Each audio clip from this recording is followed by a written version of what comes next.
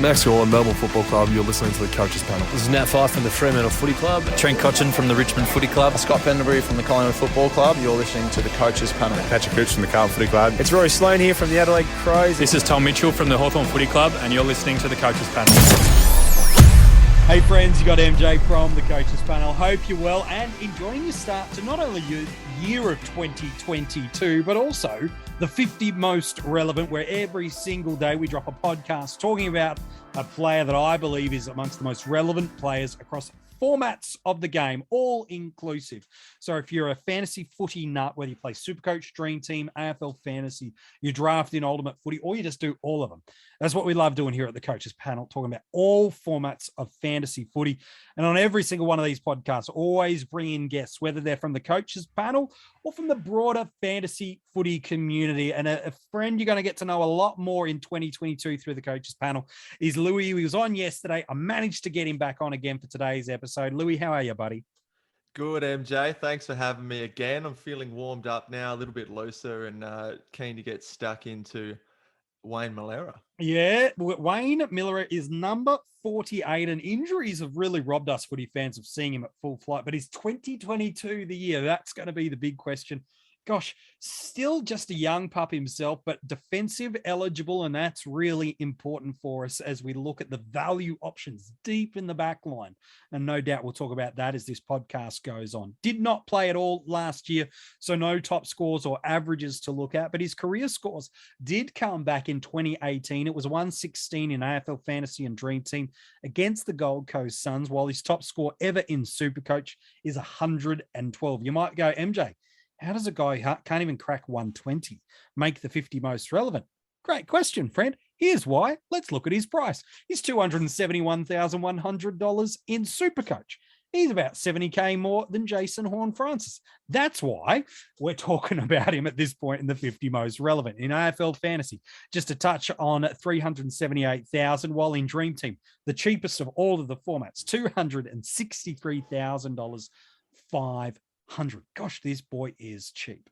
And Louis, one of the worst things in football is seeing really highly gifted and talented players continue to have their careers interrupted by injuries. And certainly for Wayne, for Crows fans and us as fantasy footy coaches, we've just missed out on seeing Wayne Milera for the better part of the past 2 seasons. But at his peak, sometimes we can forget these guys when they haven't played for a couple of years. But at his peak, he's got dashing run and carry that gives you these flashing moments of a young Andrew McLeod. He can break open the game with his speed, elite foot skills. And then maybe you've seen the gifts, maybe you haven't. But this guy's got this uncanny ability to just, when he's surrounded by opposition, to just get out of the most deadly traffic. He's a really smart footballer. Yeah, and he's hit the ground running ever since he was drafted, MJ. Obviously, It was a pick 11, so he was highly rated.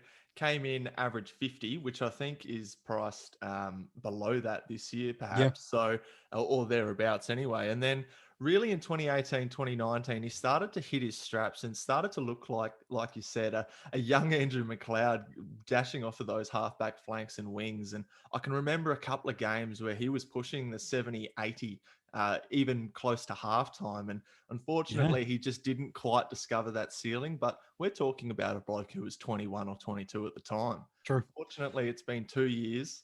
He hasn't really gotten on the park. He's played 2 games.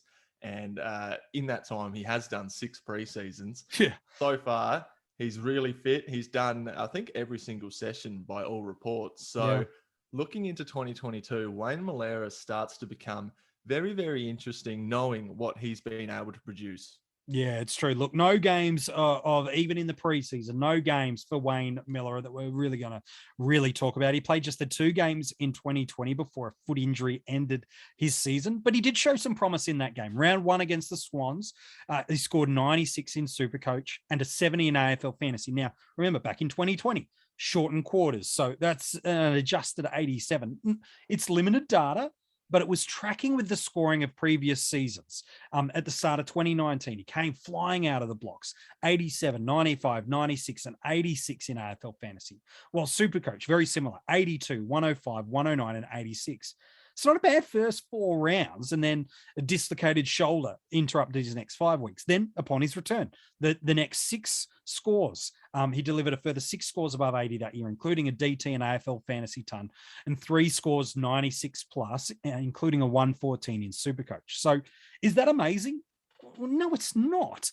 But we're not paying or even expecting for Wayne Milera to be a top 6 to 10 defender for us this year. What we are doing is we're looking for him to be a stepping stone candidate to move us from that in-between range of just above a cash cow to get us those steps closer to affording a premium. If you want to look into the 2018 data, you can too. But there was a stretch of games in 2018 and through to 2019 where the guy could score 85 plus. In fact, if you look at his last 9 games of 2018 and the first 4 of 2019, in AFL Fantasy and Dream Team, he averaged 87 and 93 in SuperCoach. Safe to say at this price point, if he can return anything even near that, he'll be one of the best value buys of the year. But Lewy, the question mark really isn't about, does he have any scoring chops? The data suggests that he does. The biggest concern, and the reason a lot of coaches might just steer clear of Wayne Milera this year, is for what you mentioned right at the top of the episode. He's played 1 full game of AFL footy over the past 2 seasons. Yeah, he has, MJ, but that's partly the reason that you do start him, because he's a guy, and I know you love to say this all the time, MJ. If you know that he's injury prone, then you may as well start him to begin with, because if he let's say he bangs out a 90 round 1, a 90 round 2, and you go, oh, hang on, that break even's going down, the scoring's going up, he's going to go up 200K in the next couple of weeks. You then can't jump on that because you've increased your risk that you're actually going to have to trade him out based off of less weeks of scoring in your side. So I think with Wayne Milera, his previous injuries almost become irrelevant because of his price. I think it is just such a layup if he's fit, named round 1, that you start him in all your formats, because I think I'm extremely confident he's a guy that can go 70 plus, and I wouldn't be surprised if he pushed 90, because he's going to be absolutely frothing football all over again. I mean, 2 years out of the game for a young kid like him, he's only 24. Yeah. So he's going to come in, he's going to go hell for leather. He's going to want to prove a point. He's got a new coach under Matthew Nix. He's going to want to cement his side, young up and coming Crows side. He's going to want to sort of bring them behind him too, show them that he's part of the team as well. There's only so many times that you can just go to training without, suiting up on that Friday, Saturday or Sunday. So I think it's time for Wayne Milera to go bang. I'm really quite bullish on him this year. Year. And I'm with you. And at that price point, there's just no risk. At that price range, you're talking about key defenders for the better part and largely fantasy irrelevant scoring options. But here you've got a guy that, as we've already said, has historical chunks, like months of football, where he can go 80 plus across the formats. Yeah, there's a risk that he gets injured. But as you said, you bank the games he plays, you bank the scores, you bank the cash generation. And if he breaks down, well, fine. You just trade him out and you move on, but you've banked that cash. You've banked those points. Don't fall into the trap. Milera is 100%. It's a start or avoid for the entirety of the season. He might start a little slow, as he's only now just coming into full training as we hit this month of January and just days away now at time of recording of the full training commencing. But Darren Burgess and the Crows are really keen and confident with what they've seen from him. And the other things I like about him is the fact is he's got that round 13 bye. And so as a stepping stone candidate, you can either run him for the first 6 to 8 weeks, trade him out at his price point where he hits that bubble, and then awesome, you can go and jump on an option to fit your structure, or you can run him through to round 13. And if you like the looks of a Jaden Short or a Jordan Ridley who have just come off the buys, you can make a move and do that. That Crows midfield is certainly different to the way it left.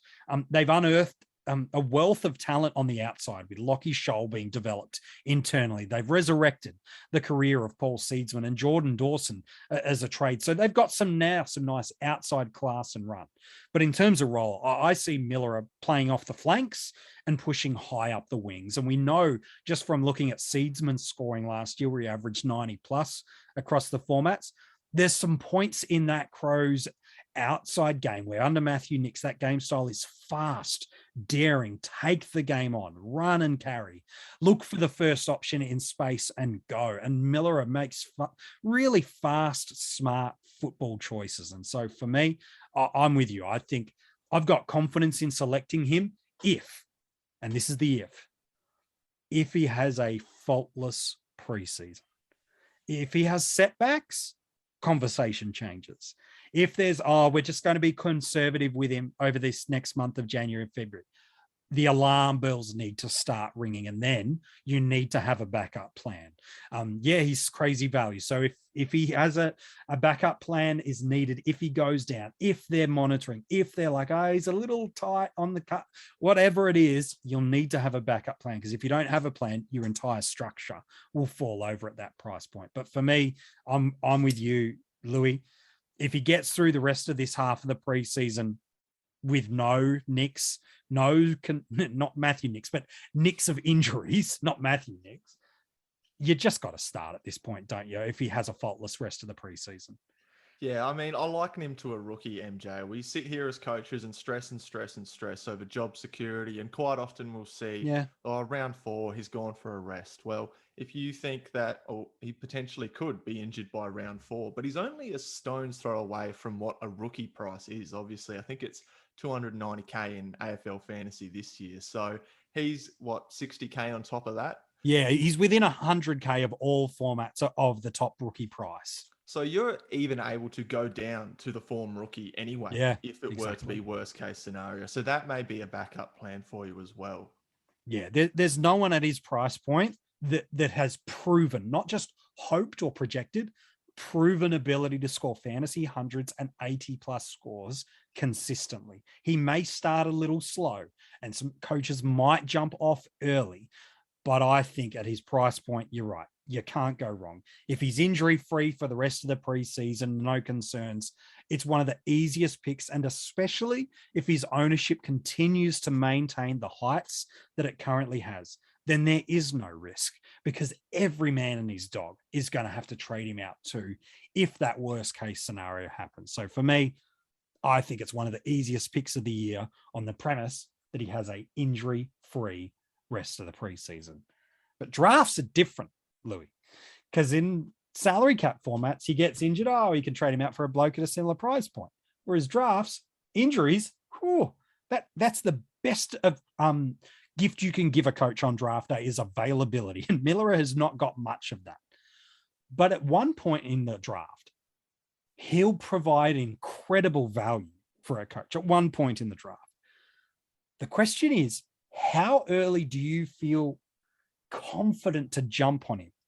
Where would you be looking to pick him on draft day, Louis? Is it bench cover? Is it one of the last 2 spots of defenders on field? Like, where do you feel confident going after Wayne Milera on draft day? Oh, look, he's certainly bench cover.